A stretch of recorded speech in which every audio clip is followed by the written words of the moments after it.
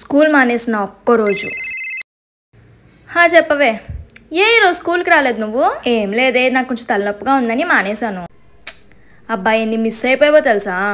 ఏముందులేవే, పొద్దున నుంచి సాయంత్రం వరకు క్లాసులు, ఆ సైన్స్ టీచర్ ఏమో టెస్ట్ పెడతా అంటది. ఏముందులే, ఈరోజు అసలు క్లాసెసే జరగలేదు.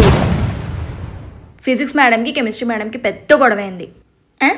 ఇంకా టీచర్స్ అందరూ ప్రిన్సిపల్ రూమ్లోనే ఉన్నారు. పొద్దున్న నుంచి సాయంత్రం వరకు ఒక్క క్లాస్ కూడా జరగలేదు. ఇంకా లాస్ట్ బెంచ్లో కూర్చుని ఆడేం చూడు, గేమ్స్ షో, రాముడు సీత, అంత్యాక్షరి, మధ్యాహ్నం దాకా ఆడుతూనే ఉన్నాం.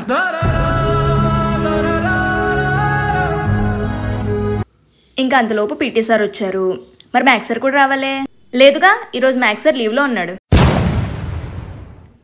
ఏంటి, మ్యాథ్స్ సార్ ఈరోజు లీవ్ పెట్టాడా?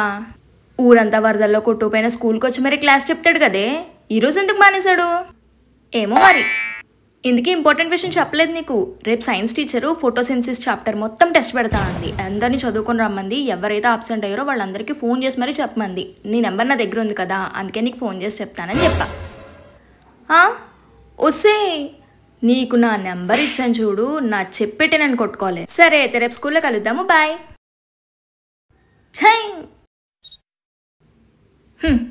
నేను స్కూల్కి వెళ్ళిన రోజే అద్భుతాలన్నీ జరుగుతాయి.